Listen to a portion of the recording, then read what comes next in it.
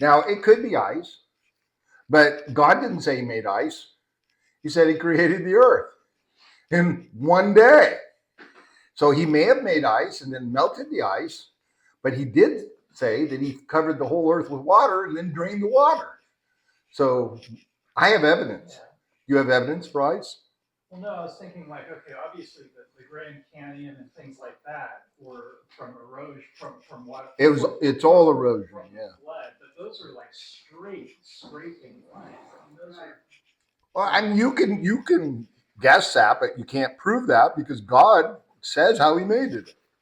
He made it one day and then he made water and then he drained it, right? So he may have made ice, but he doesn't say that. He does say he drained it with water. So let's look at Revelation 13. Any questions on that? Revelation 13? Can you turn your mic on? Yeah. Did I not turn it on? Yeah, you do. Okay. One thing that in Revelation 13, I noticed how you put it in quotation marks Yeah. in a few places. Yeah. So that's from the Greek word optos. Yeah. Which is usually like well I guess it can be either, but it's often him. No, it's not ever him. KJV, it's him. Yeah, no, it's not him. We'll look at that Greek word. It's always it. Optos.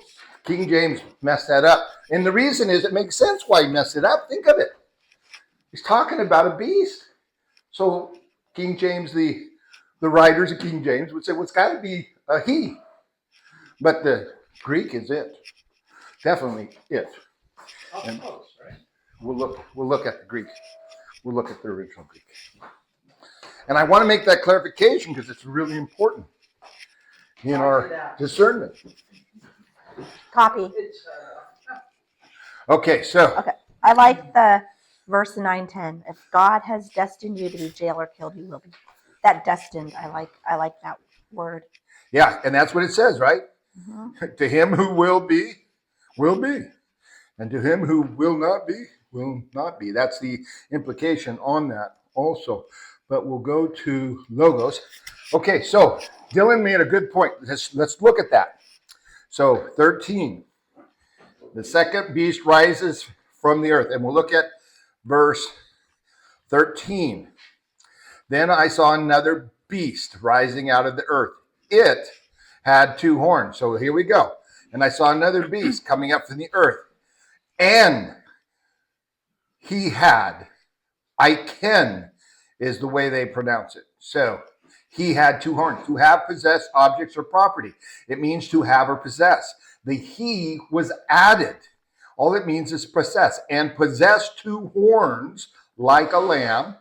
And now here they say he, but it's Ella Lee.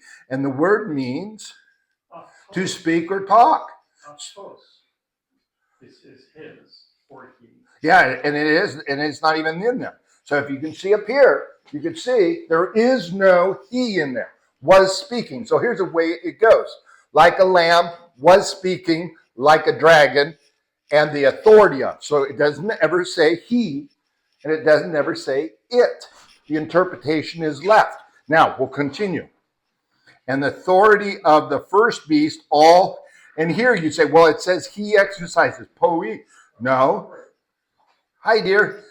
To do or perform. It just means to act. So it doesn't have the definition of a he or him. On behalf of him, which Dylan says, hoof, and he causes. So on behalf of who? On behalf of the first beast. So the first optu that you get, him, is for on behalf of the first beast. So there's no indicator implying that this beast is a him. It's an it. And some translations get it correctly. And you'll notice here in ESV, it exercises all the authority of the first beast. It's not a him. And makes the earth in the first beast worse. And then in 13, it performs great signs. So if you got a King James version that says he, that's because the translators could not understand how a beast could not be a he. But there is no he in the passage. Does that make sense? Oh, thank you. I had apple juice in it, and then I knocked it over. Pete made me do it. and I spilled it all over my table. Do you see that, Dylan? No. And also in verse 2, and if you're talking like, okay, where the ESV is saying it, even the ESV in verse 2 says, and the beast I saw was like a leopard. Its feet were like a bear's, and its mouth was like a lion's mouth. And to the dragon gave his power and his throne great authority. Anyways. Okay, now you recognize we're talking about two beasts, right? You can be dogmatic about Oh, it. I can. And if you can't see it, we're going to keep two until you see it, because the goal is to learn truth. Okay, we're talking about two beasts. That I agree. So you're talking about the first beast. Now we're talking about the second beast. The second beast is an it. It is not a he. So if you continue, and the signs that it in 14 ESV, you see the ESV up here, ESV does not make the mistake. The ESV agrees with me. It does not say him in the original Greek. It says it. Okay, so make that clarification. Two different beasts. The first beast is a he. The second beast is an it. Look in verse 15. And it was allowed to give breath to the image of the beast. It, and here's the Greek, ka, again, and etothi. Etothi means to grant someone the opportunity or occasion to do something.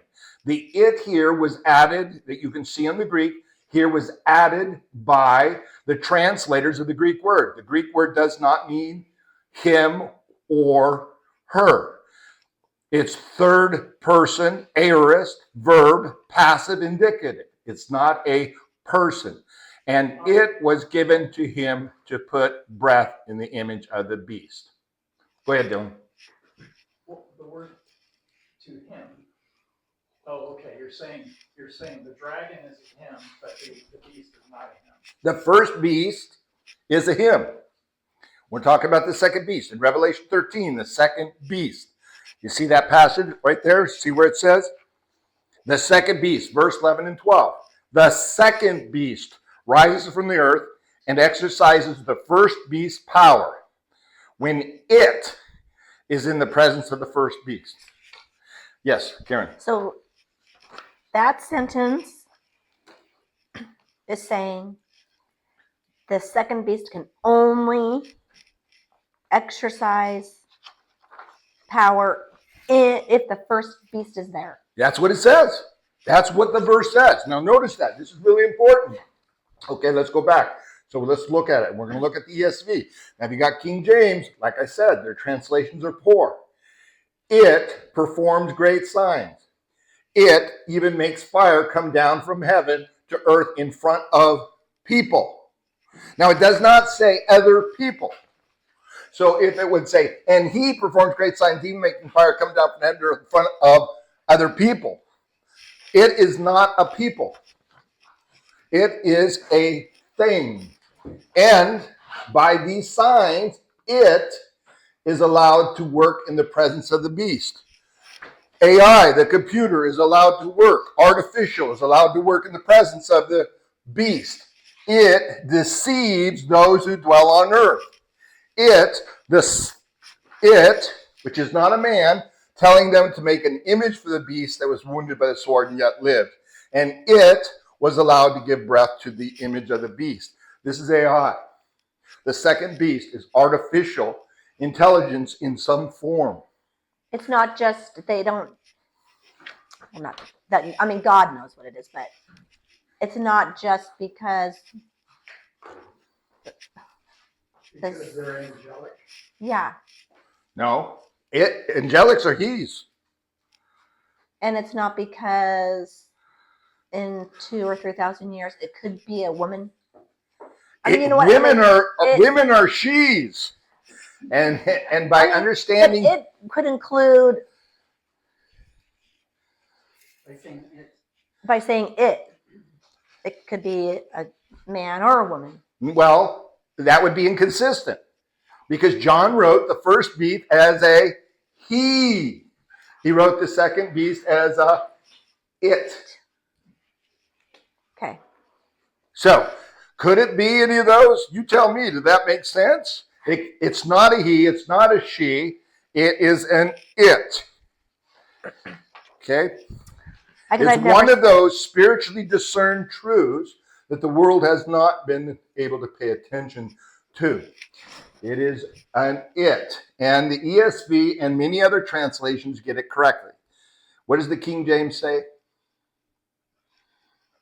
He. So yours is King James? The NIV, the KJV, yeah, because again, it's up to. What? It's what? I mean, we went over all this in Rod's class about the original language and whatnot. Right. But so why does this translator call it an it? Because he disagrees with Rod. You think Rod is the truth? No. I'm just saying we went over this together. Right. And I wasn't going to argue with Rod. Also, any sort of a beast is, of course, you can refer to as an it too, because it is a beast. But Well, it's okay. what you're not noticing is the difference in the way John speaks of the beast. The first beast, he speaks of him as a man. That's the point. First beast with many heads. The second beast is, by John, talked about as an it. Now, you could disagree with me. That's up to you. You should bring it to God and ask him, and make sure you ask a specific question, and he clarifies it to you. So ask that specific question. God, Mark says, it, equal to the ESV, is not a man. It is given. Well, let's look at it. What is he given? It is given the mouth. It was allowed to give breath to the image. So the image wasn't alive, so he gives breath to the image so that the image of the beast will speak. So the image of the beast is what? It's not a man.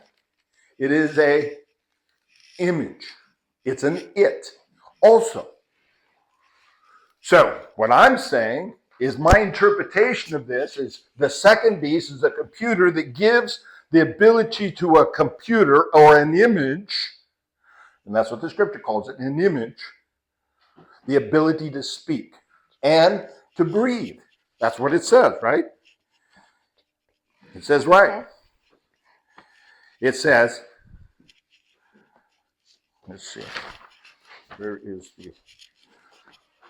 So if we look right here, it was allowed in 15 to give breath to the image. So what does it mean to give breath? make it alive. Make it alive. Spirit. So that the image of the beast, and now it's alive, what does the beast do? It speaks. And the image of the beast and might cause those who would not worship the image of the beast to be slain. But then it goes back to in my because I have NIV. Yeah. Carry on. Yeah. Because yours says he, right? Because it's Yep. NIV. But I was just wondering when you're done with I'm that, going to do this so I can see you better. Oh. Moving up. if in chapter 12 you could go to say verse 7, like is it always a different Chapter word? Yeah, chapter 12 verse 11. Is it or 7 or whatever? But different word for she, different word for he, different word for Yes. Yes. God. Let's look at the Lexham English Bible. Lexham English Bible. And it, here's 15, was given to him to put breath to the image of the beast. The reason why this hasn't been translated by those is because nobody believed that there could be something that could do this. The translator made the translation. The very next verse says, he causes all people. Not it. You got to take it in context. Who is he? And he causes all people. Again, what did we say in verse 16? Look at verse 16. And this is translator's interpretation. And he causes. Again, the word is po-e. The word does not have the masculine. So we're back. It's to cause or state. It is present, indicative, third person. It's not masculine. So, It's that- aorist. That word poe. Yeah. So it does. So the he is added by the translator. Here, Lexham decides to use it in one spot, he in the other, But the word 13.9 poi means, let's go back and look at it, to cause a state to be. It has nothing about the masculine or the feminine. It means it, or not even it. It doesn't even mean it or he. It means causes to a state to be. So there are no words, and here's the word in front of it, which is an, which is ka, and all people. And as you notice, right next to it, pantos. Pantos, as you'll notice, at the bottom is masculine because it refers to a male. There is no masculine here in this word. It's a present, active, indicative, third person. It causes. And they probably did that for sentence structure because Yeah. how do you say and causes? You can say and causes. Or you could say and it causes, Yeah. which You don't need to have ESV that. has said, Yeah. but Lexham here says one place it says it, another place says he. But it's a translator's interpretation of the word. You understand what that means? Does that make sense, Dylan? The translators, they do the best they can. Basically. Yeah, okay. I get that. Yeah. So when the ESV says it instead of he, that is a better translation. They do not make a determination because there is no masculine, there's no feminine. It's just a word, third person. So it causes right here, poi, the word is third person, singular, active, indicative, present, and it's a verb. And it does not have the masculine or feminine. Where if you go up, Dylan made a good point, to the first beast, then I saw another beast.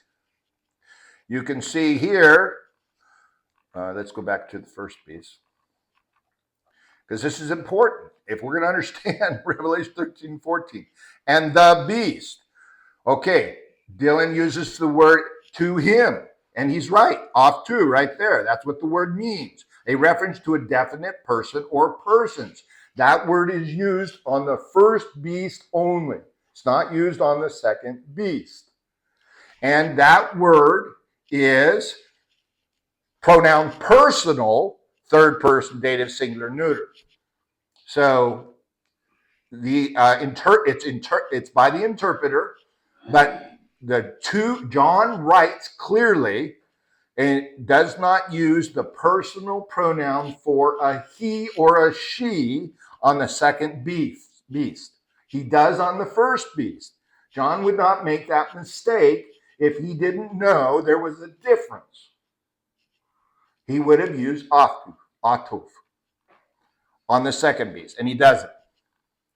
So You were just talking about verse 5, right? yeah, the first beast. Okay, so That's the first beast. And we have to see the difference between the first and the second beast. And there's a distinct difference. John says the first beast is a he. The second beast, he says it. He does not call him he. Translators have chosen to use that because they could never imagine that a computer could give life to somebody and give them the ability to speak. But ESV got it right. So that is the second one. And like I said, if you do not understand or you do not believe, bring it to the Lord. Have him copy that. And we're going to get on to 14. So was there an extra 14? Oh, yeah. Any more questions pertaining to that?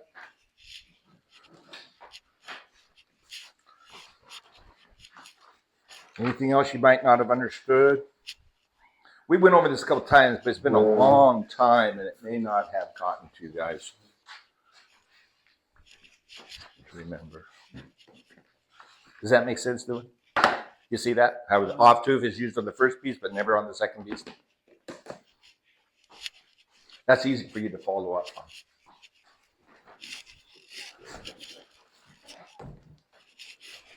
Okay. I don't got anything for you, girl. Okay, so the distinction is the first beast has many heads. We talked about it. What do the heads mean? The scriptures tell us the heads are the kingdoms.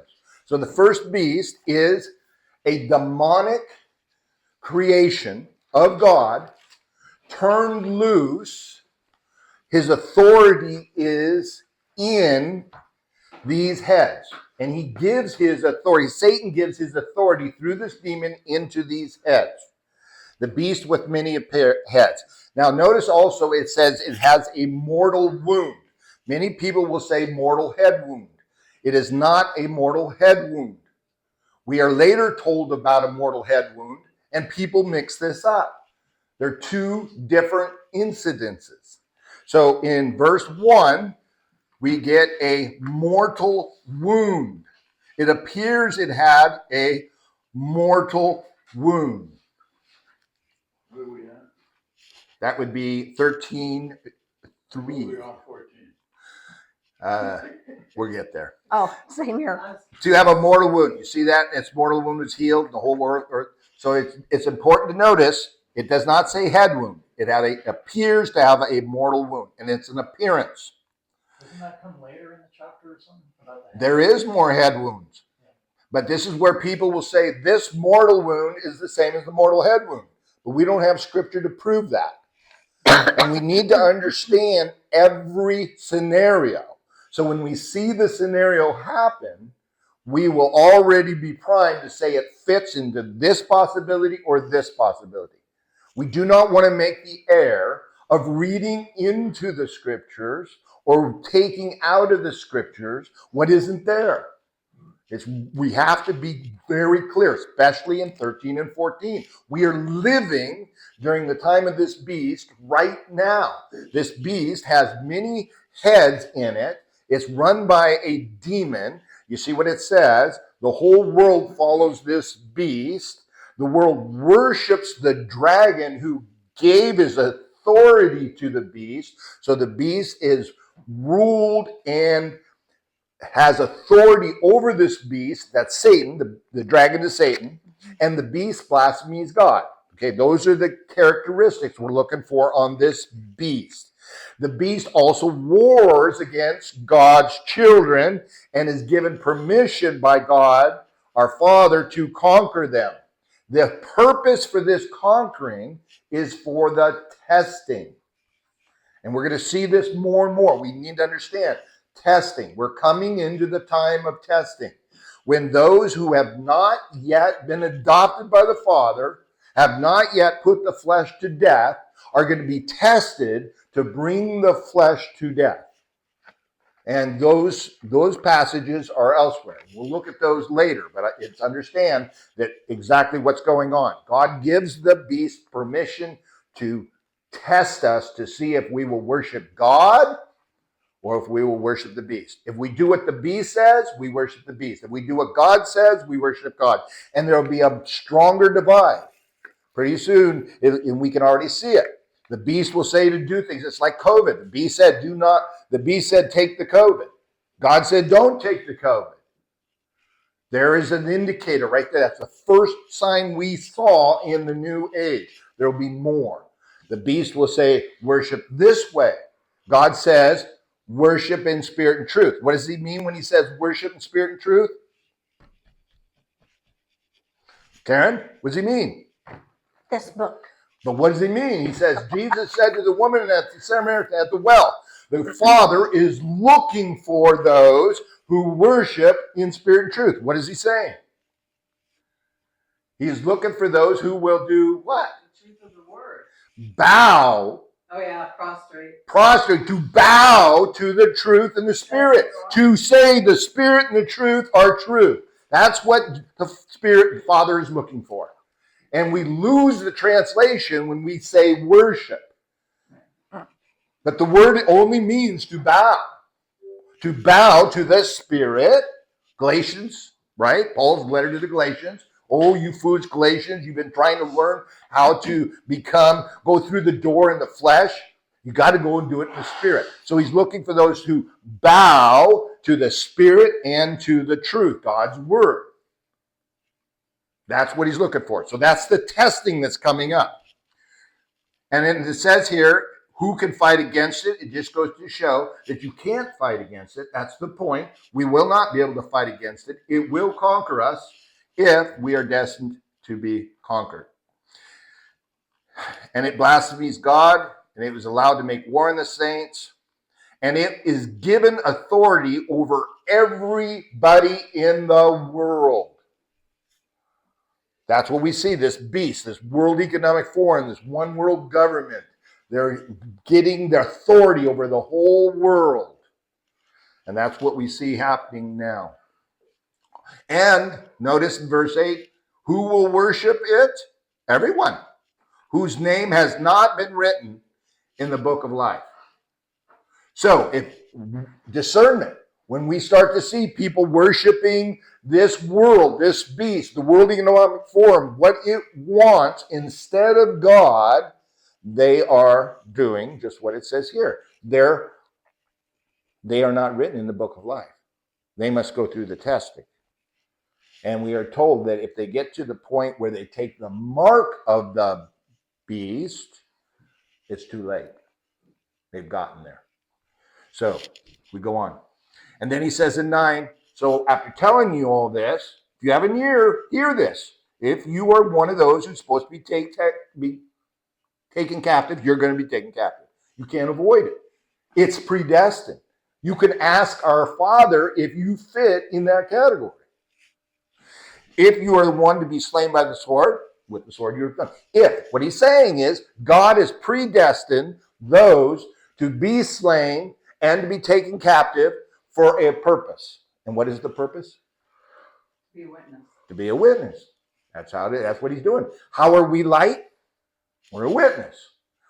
Our light is shown in our death. Just like Jesus' light was shown in his death. And that Roman soldier up there, when Jesus said, he said, this must have been the Son of God. That's what God's planning. Where do you fit? I don't know. That's between you and God. And some of us may never know until the time comes. Then we get the second beast in 11. And the second beast looks like a lamb, spoke like a dragon. It exercises all the same authority as the first beast. So it's working for the same serpent. It's working for the same demonic pressures. It is working totally against the God. And it makes the earth and its inhabitants worship the first beast whose mortal wound was healed. Does not say head wound. Notice that. So it makes everyone worship the first beast whose head. And remember, the first beast is one of many heads. Karen. If I heard correctly and understand, God created these beasts. Yes. I mean, because they're created beings. Yes, he did. But this image is created by the beast. Yes. Yep. That's right. It creates this image. Which is the AI. Well, the image could be, there's a variety of things this image could be, but it does speak. Some people think the image could be the black rock at the Muslim thing. Some people could think it's an AI created structure. I don't know.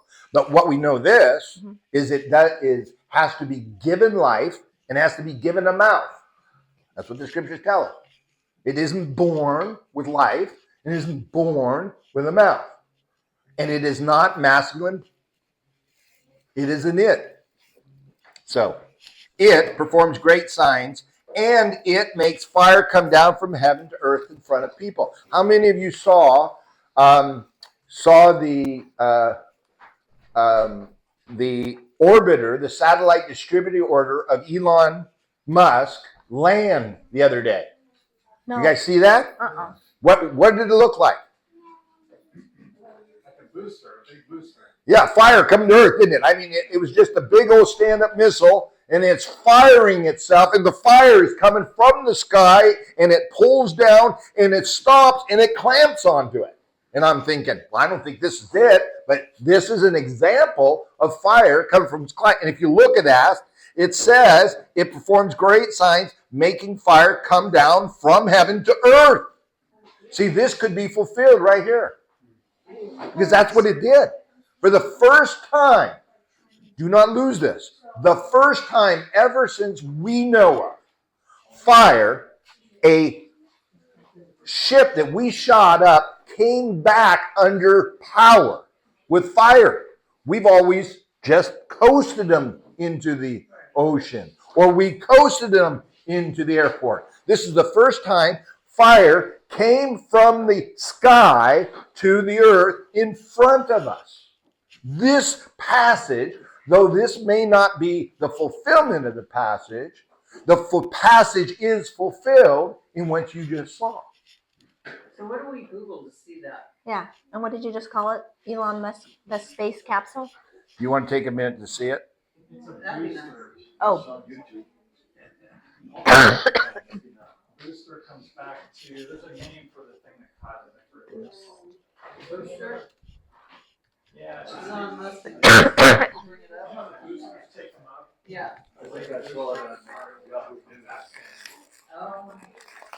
Okay, and you cannot underestimate this. This is the first time this passage could be fulfilled. This fire came from the sky and came to the earth in front of people. And this is what it did right here. Watch it.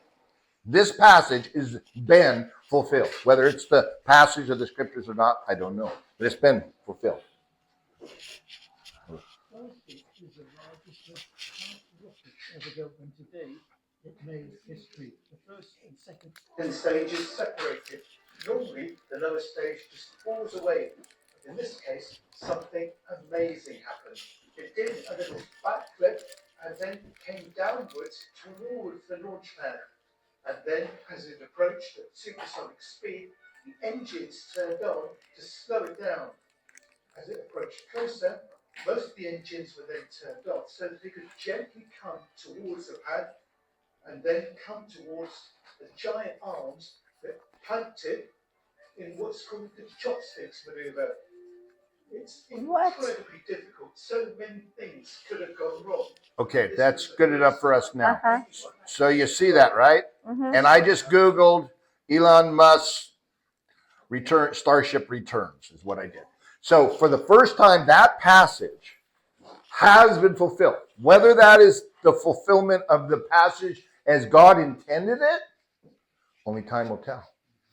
But it's been fulfilled. It performs, what performed it? It performs great signs, even making fire down from heaven to earth in front of people.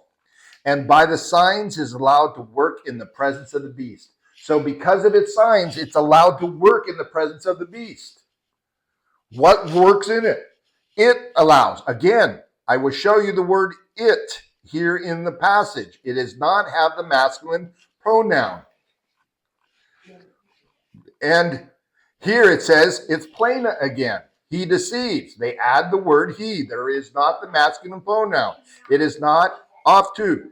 It's present active creative third person. Those who live on the earth. Because of the signs that, and here they say it has been granted. They even use the proper word. It has been granted. Edon. It's aorist. Passive, indicative, third person, singular. It is not masculine. It is not a person. And now, here it says, and to him to perform on behalf of the beast. So there's your off to right there, 92 living. So reference to a definite person or persons spoken or written about with an added feature or emphasis in the nominative form. Can mean he, him, she, her, it. So here we have off to, first time used on the second beast. And remember, that word can be used, just like they said, as it, right there.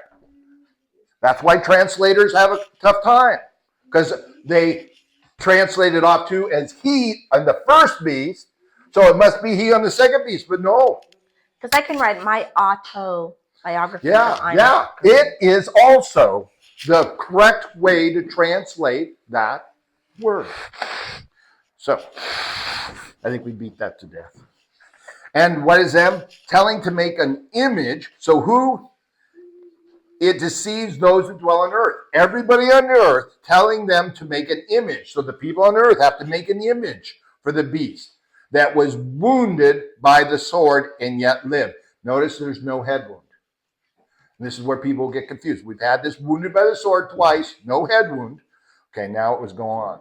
And here they use it in 15, even in the Lexham and in the ESV. And if we look at the Greek, and it was given. There's the word for it in the Greek, idothi. And it was given to him. To him, there's atu, which can mean it, to put breath in the image of the beast, in order that might cause those who would not worship the image of the beast to be slain. So, how do you get slain in these end days? By believing. By Get your head chopped off. by not worshiping the beast, right? Yeah. I mean, there's multiple ways to get slain. I guess I didn't do a very good job explaining that, but there's only one way to get slain, according to this passage, and that is if you do not worship the beast. Okay, right? So everyone that doesn't worship the beast are supposed to be slain. Also, it does another thing. It causes all, both small and great, rich and poor, free and slave, to be marked on the right hand or the forehead. So it says, whatever it is, you must be marked on the forehead or the hand, so that, now, when it says that forehead and hand, what does that correlate with in previous scripture in the Old Testament? Does anybody know? God said to his Jews, what did he tell them? Write down the scriptures. Write them on your forehead and your arm. Put them on your forehead. Put them on your arm. And so what do the Jews today? They put these little scriptures, they put them on their head. Put these little scriptures, they put them on their arms. They call them phylacteries. What did Jesus say about their phylacteries? He says, you foolish. That is foolishness. God meant memorize them, learn them, put them on your head, put them on your arm. Your right arm is the arm that does everything. Work the truth of the scriptures, know them in your mind. That's what God meant when he told the Jews. Is that what God means when he's telling us here? That's one possibility. That it's not going to be a mark that they inject. It's not going to be a mark that you can see. It could be a mark because your mind, remember where the warfare is? It's in your mind, because your mind worships him. And it could be on your arm because it's your arm that worships by doing. Now, it may be literal, but because then God gave us an example in the Old Testament of what he said when you put his word on your mind and on your head and your arm, and he meant in your mind and in your actions, this could be the same thing. Does that make sense? So there's two options. So we have to look for both. And what happens if you don't take that number? If you don't in your mind or either written down, you can't buy or sell. Does the word mark translate across Pardon? any differently? The word mark. Yeah, the word is to be marked. So we'll look at that word to be marked. And great and rich and poor and free and slave. And they give them it's karagma. Dylan's getting better at. Not Hebrew, but Greek. This is Greek. Okay, Greek. So this is karagma. So it means a mark. Lunita says a meaningful mark, whether engraved, imprinted, or branded. But because I can go to the Old Testament and show you where God said to put on your brain, and the Jews who didn't have the Spirit because they walked in the flesh, they thought he meant literally. So that's why they put these little boxes on their arms and their little thing on their heads. And Jesus says, you guys are fools. So it could be either one. But that mark does have a number to it. And that number is the number of the beast. It's the number of his name. So most people say that's, how do you say that? Geramia? Did you say that? Geramia. Gematria, yeah.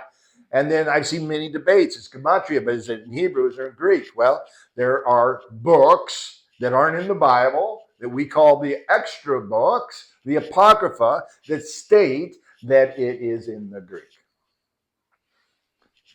But we keep an eye out. And then here it says, after telling us all that, this calls for wisdom. You better be wise. Let the one who is understand calculate the number of the beast, for it is a number of man, and it's number 666. So they give us an example of gematria, the number of the man's beast. Every letter in the Greek and the Hebrew has a number related to it. And so whoever this guy is, his number in the gematria, either Hebrew or Greek, I think it's Greek, will end up to be 666. Now, this rabbit trail. Isn't that King Charles? I think King so. Charles this beast? I think it's King Charles. But I could be wrong. It's just the best evidence is King Charles. Okay. Right now in King Charles. And the evidence isn't here. The evidence comes from the Old Testament. Yeah. And so if you've seen some videos on that where it presents the evidence. Okay. So, but the evidence isn't here. So we're not told for sure, so we don't want to read anything into this passage. Okay, then 14. Then I looked. So after seeing all this, John saw two beasts. One beast is a definite he. One beast is an it. The first beast gets all his power from Satan.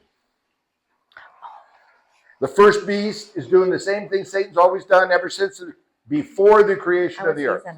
He's rebelling against God. He's got the same message. The message is this: you can be your own God. That's played out by saying, I do what I want to do instead of doing what God wants to do. That's the original lie. You can be your own God and you will not die. Those are the original lies. And God is a liar. He also said that one. God is a liar. You can be your own God and you won't die. So that's what this beast says. And if you don't agree with him, then he wants to kill you. So on 14, after John sees this, then he looks. John looks. And where is John right now? Earth. Is he on earth or is he up in the sky? Where did we find out where he was? Where was the last time did it tell us where he was? I think he's in the heaven. Yeah, I think he's in the heavens because Yeah. it says he heard a voice from heaven. Well, okay, you go back to 13:1. It says, and I saw. So he's in the same place. We go back, and he's in the same place, in the same place. So we go back a passage, and we go back to 7, and it says, now war arose in heaven, Michael's angels fighting against the dragon, and the dragon and its angels fought back, and he was defeated. And the great dragon was thrown down. So we see there's a picture of heaven. So that's probably where John is at this time. We do not get another or more clarification. But he now sees a beast rising out of the sea. Now the word sea is used in a couple ways. It's just like bat is used in a couple ways, right? So a bat, oh, did you see that? It was stuck to my screen last night. Little black bat stuck to my screen. They're all over the place. A bat? Yeah, a bat. Or my favorite baseball players just batted .412, hitting the ball. Two distinctly different subjects. So just like bat can be two distinctly different subjects, so can the sea. There's a spiritual understanding and a physical understanding. Physical understanding is it's got a lot of water in it, and it's salty. Spiritual understanding, God calls the nations the sea. Coming out of the nations, the sea. He calls his land the land. It's his land. Israel keeps saying it's their land. They're wrong. The Old Testament shows us in many places it's God's land. He brought Israel to his land. They were supposed to listen to him, be obedient, walk in the spirit, not in the flesh, and then they would dwell in the land with him forever. But they didn't, and they still haven't. They are not the real Israel. Who is the true Israel? Who's we? Adopted. See, Those that have been adopted by the Father. And where are they? They're all over the world, are they? There's some that are Jews. That's where did Paul teach us that? In Romans. Romans, remember? The true Israel. True Israels who are circumcised where? the heart. Of the heart, not the Flesh. flesh. Okay. So when he says rising out of the sea, he means somewhere. Now, I have a good teacher who will say rising out of the sea. He'll say that is all the nations that surround the Mediterranean Sea. And I agree with him. But all the nations surround the Mediterranean Sea dispersed and are in different places today. Mm. You see that when the Mediterranean Sea was there, you had Greece and you had Rome and Europe. But Europe took people and moved them to Australia, and it moved people to the United States, and it moved people all over the world. So I cannot limit God by saying the word sea only means those surrounding the Mediterranean. It may, but I'm not adding words, and we shouldn't either. God could mean anywhere in the earth. We just take both pieces of evidence. We pay attention to both of them. We're looking. I saw a beast rising out of the sea. Now this beast has 10 horns and 7 heads. Remember the first beast of chapter 13? What did it have? That is 13. Am I still in 13? Yeah. What am I? You're supposed to be in 14. How'd you guys let me do We're that? backwards again. Yeah. And I looked. Thank you. Lord, please forgive me. And I looked, and behold, on Mount Zion. So we think he's still up in heaven, and he looks on Mount Zion. Where's Mount Zion? Where's the top of the mountain? In the great city. Mount Zion. God's temple was built on Mount Zion, right? That was his mountain. Mount Zion. Jerusalem. Mount Zion. Zion is Jerusalem. Not just Israel. His mountain, his Zion, is Jerusalem. So he looked, and behold, on the Mount Zion, on Jerusalem, stood the Lamb. Lamb is Jesus. Why is the Lamb on the mount at this time? Because he's come back. Yeah, he's come back to do what?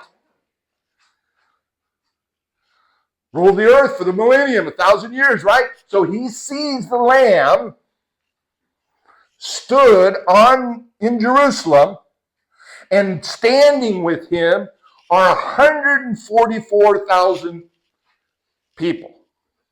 Not its. Saints. And we can look at that. It's the masculine, 144,000. Though the feminine is intended with the masculine. So with Jesus, standing on Mount Zion, are the 144,000 who had what? His name.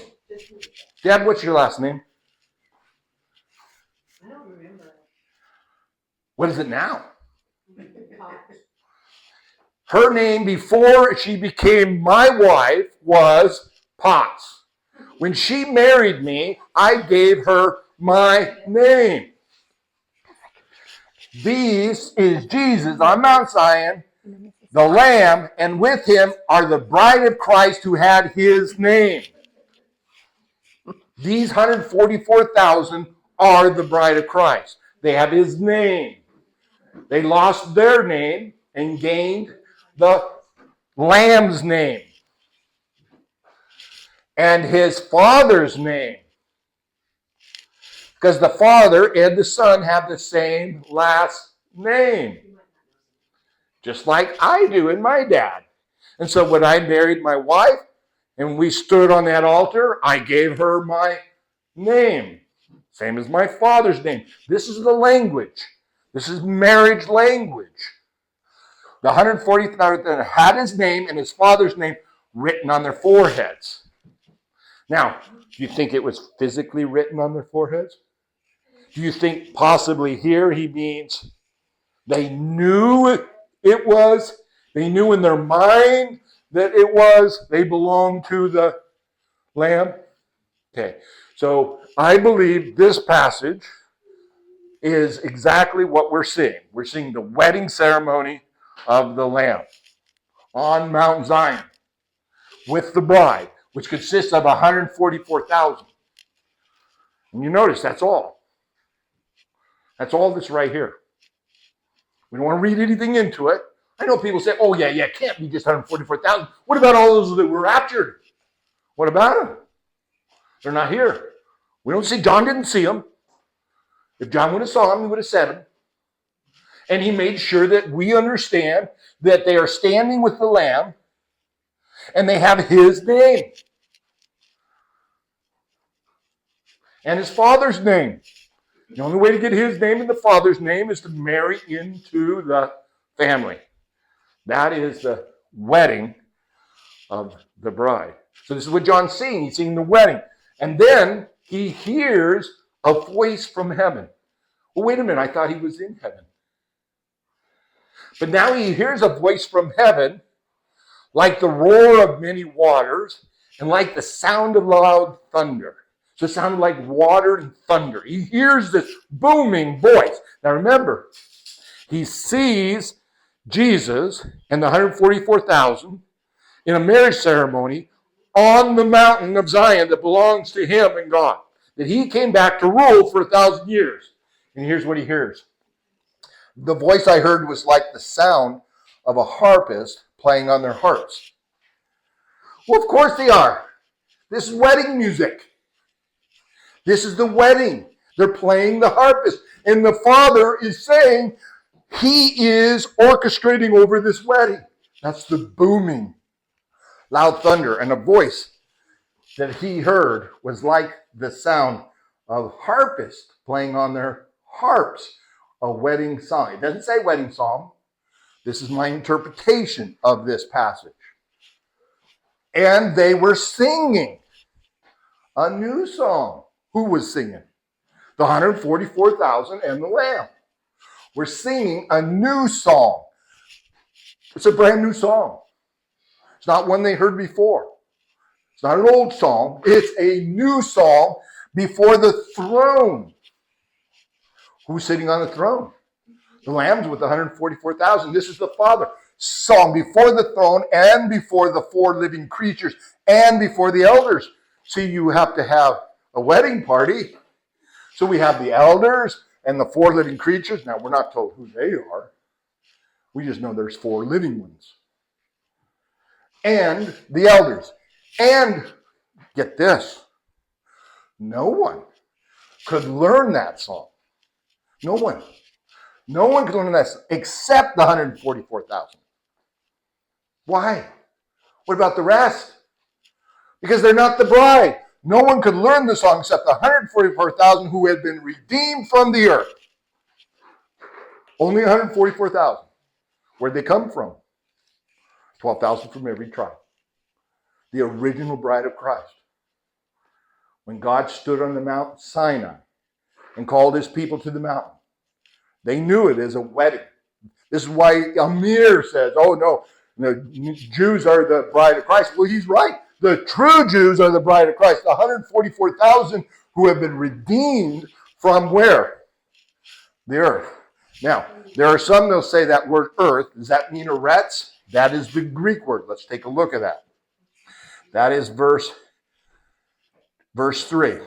And they were singing like a song anew before the throne and before the four living creatures, whoever they are. Now, those four living creatures, they are neuter gender, and the elders are masculine. So the living creatures are probably spiritual. The elders are mankind. And no one was able to learn the song except the 144,000 who had been bought from the earth. And there's the word geese, earth. Now, this isn't the word eretz. Whenever God talks about the nation of Israel, he usually says eretz. That's the Hebrew word. This is the word geese, means earth, ground. Some will say, well, because God always spoke of the earth as being Israel, because we talked about the sea being the rest of the nations, this has to be the earth, redeemed from the earth, they are only redeemed from Jerusalem, and it only redeemed from Israel. But we'd be adding into the scriptures. The scriptures that says redeemed from the earth. And the word is geese, and it means the surface of the earth. It doesn't say the nation of Israel. It says the surface of the earth. It says as the dwelling place of mankind in contrast with the heavens above and the world below. What it's teaching us is those 144,000 came out from all over the earth. God knows who they are. They are originally from the tribe of Israel. 12,000 from every tribe. That is the bride of Christ. And how did they get that position? They got that position because God redeemed them. He paid for them. How did he pay for them? With his life. With his life. That's right. He redeemed them. But only 144,000. Now, he redeemed many. But we're only talking about the bride of Christ here. 14th is the bride of Christ. Redeemed. Any questions on that? Okay. Now it's going to tell us a little bit more. Verse 4, it is those who have not defiled themselves with women, for they are virgins. It is these who follow the Lamb wherever he goes. These have been redeemed from mankind and first fruits for God and the Lamb. Okay, there's a lot of information in there. Let's break it down. Every one of them who's been redeemed have not defiled themselves with women. What does that mean? And this is spiritual language. Mm-hmm. All the way through the Old Testament, God said the same thing. My nation has whored herself out to the nation. It's spiritual language. What he's saying is they are fully dedicated to God. Not that they hadn't in the past, because they probably all had in the past. For no one is sin-free, right? We have to reconcile the Scripture. The Scriptures tell us everyone's sinned. So when it says, they have not defiled themselves with women, for they are virgins, it doesn't mean they are literal. Literal girls or literal boys who never had sex with a woman. That doesn't what it means. It means they have given their whole heart, their whole soul, their whole mind, their whole attention to God. They have become holy. Holy, remember, it means fully dedicated to God. They do not look at the things of this world. They only live for God. Doesn't mean that they're sin-free. Those are the same as us. But these are 144,000 for the nation of Israel. You see, because Paul taught us, right? Our hearts have no sin in them. They desire not to sin, but we sin because we live in the flesh. Same here. These have been redeemed from mankind. Doesn't say specific. Doesn't say they've been redeemed from the nation of Israel. Doesn't say they've been redeemed from Judea. Does not say they've been redeemed for life. It says mankind, meaning all of mankind. And here's what it says they are. They are the first fruits. It's important that we understand what the first fruits are. For God and the Lamb. So they are the first fruits for the Father, and they're the first fruits for the Lamb. How are they the first fruits for the Father? It's his harvest. We talked about it. It's not a rapture, it's a harvest. The first fruit harvest. These are when the harvest is coming up. The harvest is getting ready to be harvested. We're going to see this language about harvesting the earth. These are the first fruits. When do we take the first fruits harvest?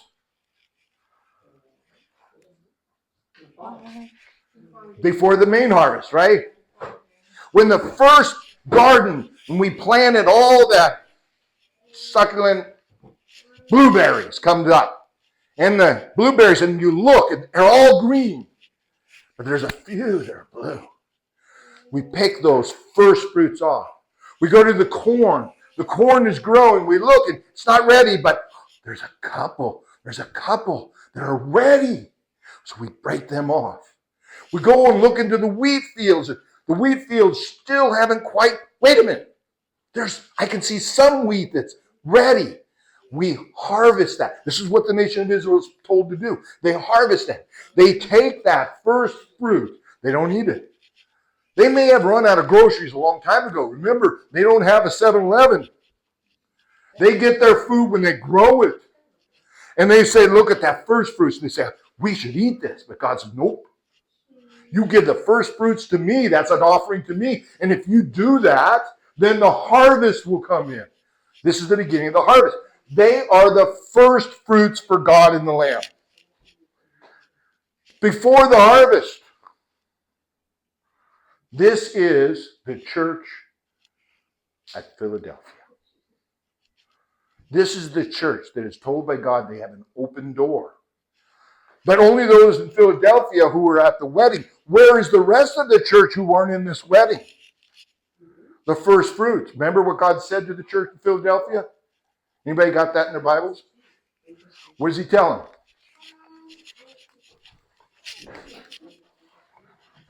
What does he tell the church in Philadelphia? It should be Revelation 3.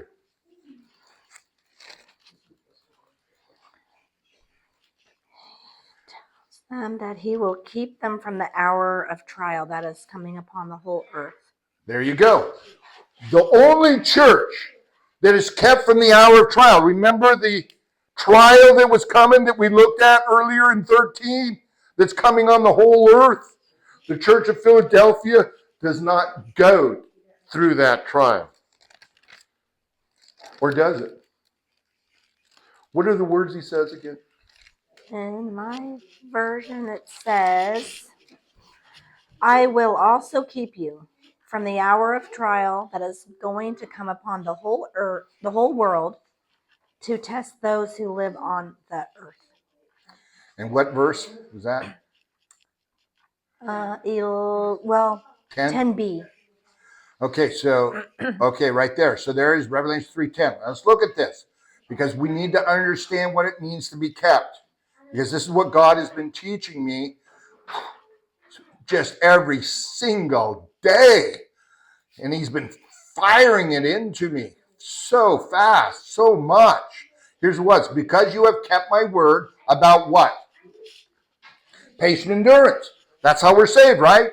The narrow path. We walk the narrow path, patiently enduring the obstructions from Satan coming at us, listening to the Holy Spirit, walking in the Spirit, not in the flesh. He says, because you have kept my word about patient endurance, you've been enduring, I will keep you from the hour of trial. They have endured to the point of adoption. I will keep you from the hour of trial that is coming on the whole world. What does it mean? I will keep you from it. Does that mean he's going to rapture us? That's what most people think, right?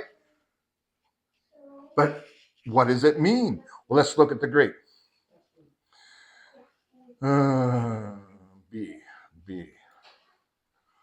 B. Oh, we missed it. Okay. It's 3:10, right? Okay. Church Philadelphia. Okay. Because you have kept my word about patient endurance, I will keep you from the hour of trial. Let's hear. I'm going to read the Greek translation words. Remember, as I read these Greek translation words, these are man's interpretation of the Greek word. That's why we have so many different. But just like we saw, obtuse can have many different word translations for it. So can bat. So can all these words. So we're going to look at what the Greek says. Because, and I'm going to say them like Lunita would, because you have kept the word of patient endurance. I also you will keep. My patient endurance. I also you will keep from the hour of testing. The word tariso. And that word means to cause a state to continue. To cause to continue, to retain, to keep. So what he's saying is you will not have to be tested. It'll keep you from being tested. It does not say, I will rapture you. It does not say that. It says, I will keep. Now, people will say, well, wait a minute. It's got to mean that.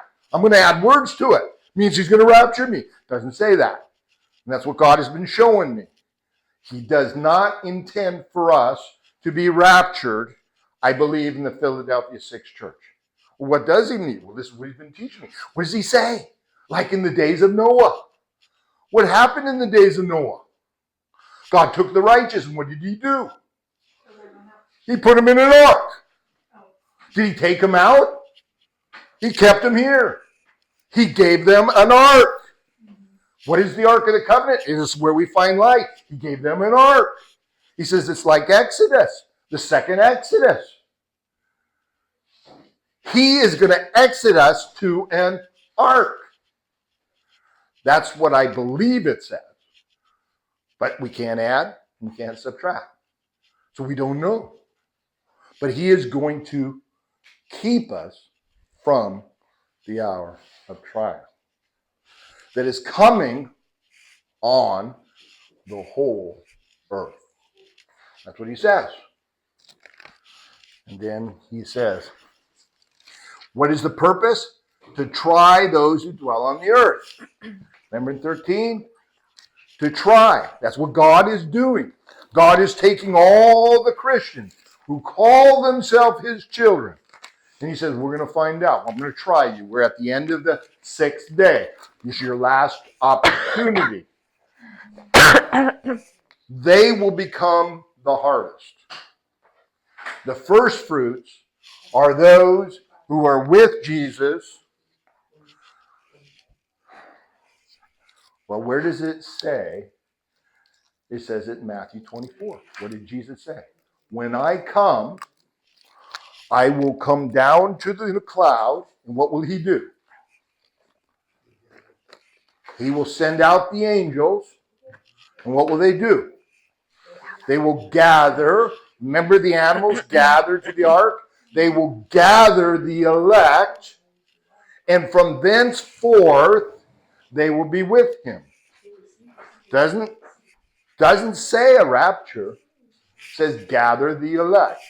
And if we look back to Noah, he says, like in the days of Noah, he didn't take Noah and his family and pull them off the earth.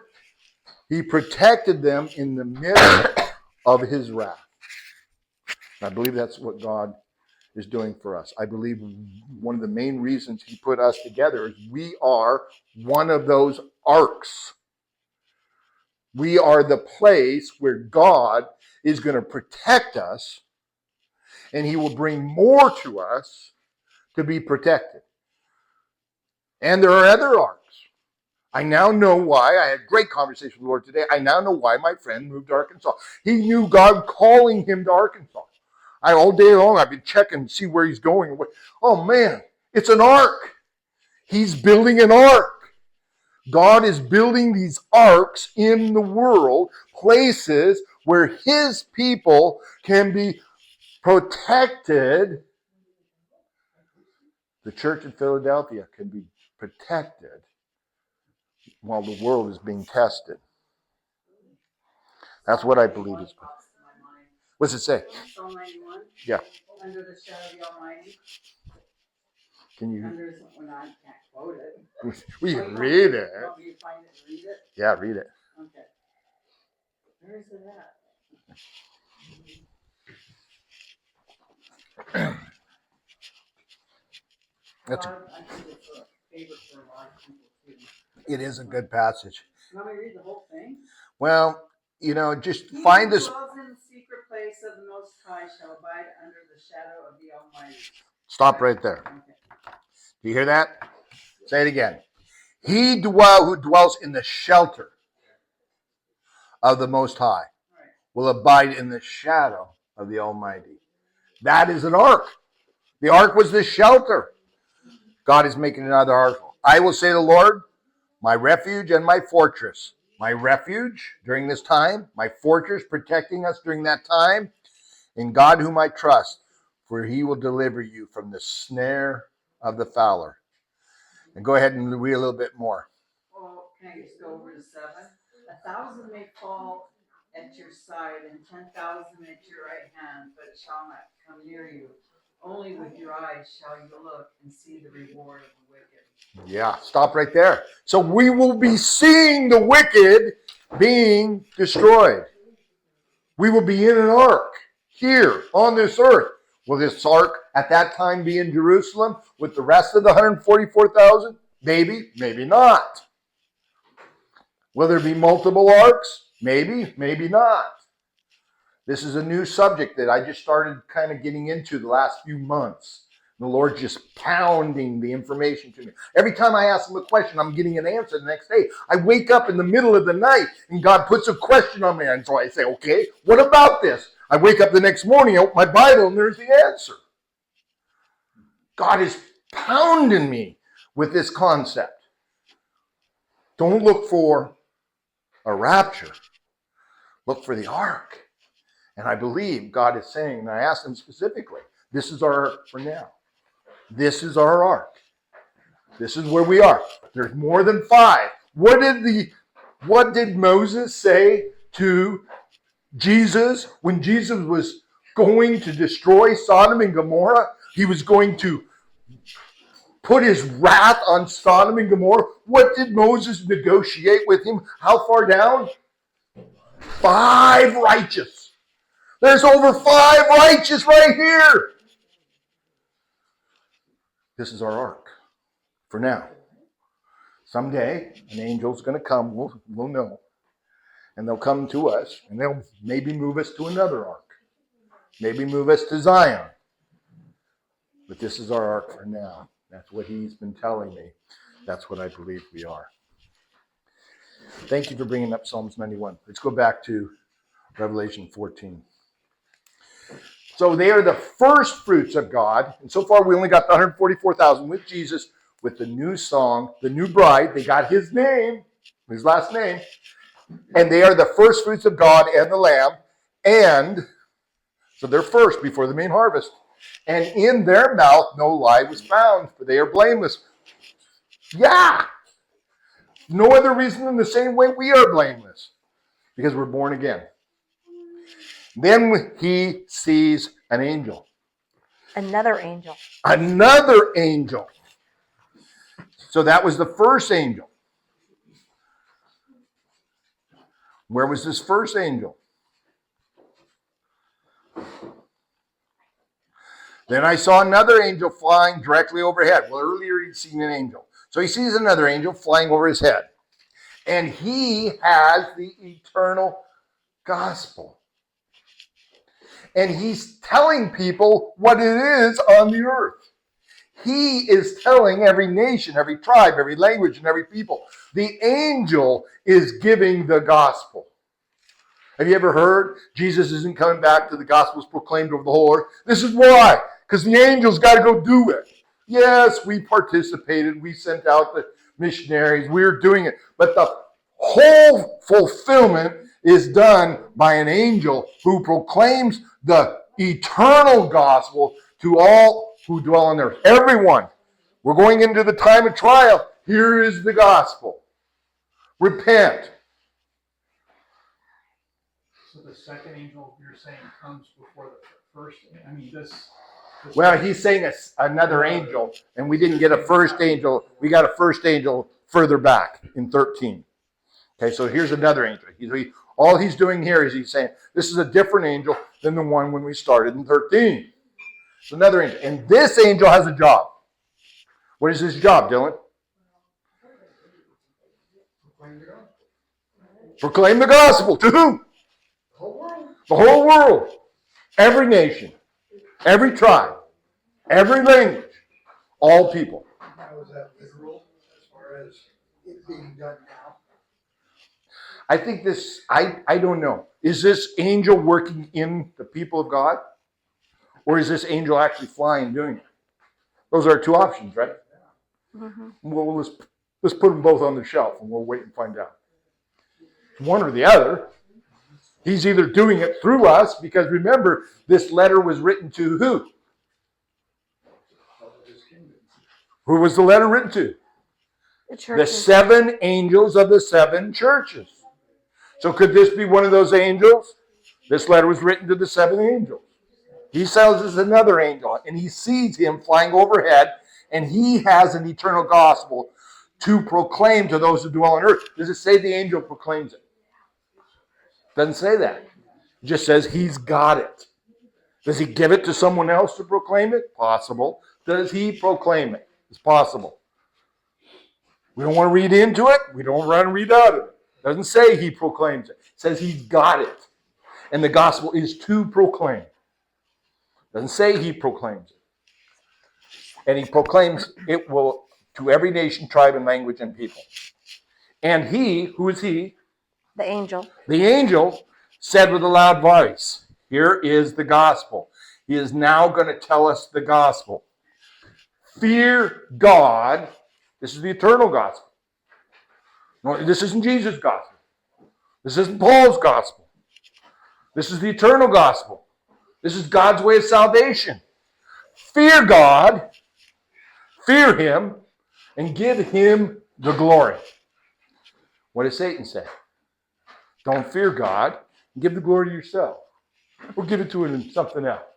Fear God, give him glory, because the hour of his judgment has come. So he's going to tell the world judgment's coming. So this hour of trial, hour of judgment correspond. Who does he judge? Everybody. Who goes through the trial? Those that are not, Those who claim to be his people go through the trial. And those who don't claim to be his people just get judged. All Islam, all Muslims, all faith, even Christianity. Because Christianity is the worst apostasy of the day. It is the great apostasy. When Paul says when you see the great apostasy, it's here. It is the Christian church that says all you have to do is accept Jesus into your life and you'll be saved. What a lie, what a deception, what a deceit. So he says his judgment is here for those who will not bow to his spirit and truth. And the hour of his judgment has come, and worship him. Now he's telling us, you worship him who made heaven and earth. That's the gospel. Worship him who made the Father, the Creator. I often think of the Father as I call him the Creator Father. Who made heaven and earth. Who made the sea and the springs of water. That's the gospel. Worship the Creator. Do what he says. How do we worship him? Jesus told us. The Father is looking for those who worship, who bow to the Spirit and to truth. If they don't bow to the Spirit and the truth, they get judgment. That's what he's saying. He goes out over the earth. Now there's another angel. Here's a second angel. So we see another angel earlier was another category. So another angel, now another angel, a second followed saying, and this angel is saying, fallen is Babylon the Great. She who made all nations drink the wine of the passion of her sexual immorality. The sexual immorality, this is clear language speaking. This is what God's saying. He's regulating those who say they are gods, those who say they are God's children, those that say that they're the bride of Christ, those that say they are children of God and aren't, they are in sexual immorality. This isn't literal. The language is all through the Old Testament. She who made all nations, Babylon the Great, she has sexual immorality. She's the harlot. She put forth worshiping something other than God. This is the great Babylonian religion. This is current Islam. This is a current Nineveh. This is the current Satan in the garden. You can be God. The ancient worship of you, sexual immorality, you can be your own God. That's what he's saying here. Fallen is Babylon. In this city, she made all the nations drink the wine of the passion of her sexual immorality. Now, does it say how long this Babylon has been around? No. Does it say who Babylon is? We see nothing but the word Babylon, do we? But later we see some words that help us think it may not be Babylon literally. And what are those words? Babylon the mystery. Remember that? Mystery Babylon. Implying it is something. Remember Hebrew. Hebrew is not a literal culture. It is a family culture. They speak in stories. They speak truth. They speak. And so when Hebrew talks about sexual immorality, they know what that means. That's not having adultery. That's not worshiping God the Father. That Babylon makes all the nations enjoy the passion of her not worshiping God. By not worshiping, that's what it's saying. Babylon, this mystery that we're going to see, she enjoys what she is saying is God. You can be God and not worship the God. That's the message. That's what the earlier one said. Remember what the angel said? Worship God and give him glory. Mystery Babylon says you can worship yourself. And you are your own God. And that's what the church says. You can be your own God. All you got to do is say, hey, I accept Jesus in my life and he saved me. I can still continue to do what I want to do. This is Mystery Babylon. And another angel, a third, followed those first two angels and saying with a loud voice, and here we go.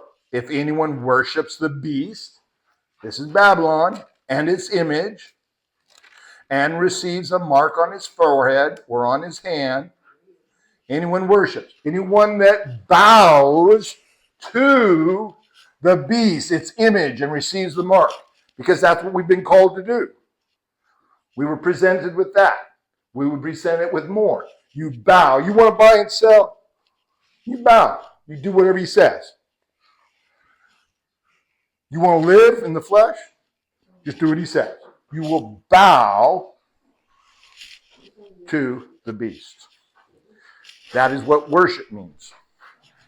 And if anyone worships the beast, bows to the beast and its image, and receives a mark on his forehead or on his hand, he also will drink the wine of God's wrath, poured full strength in the cup of his anger.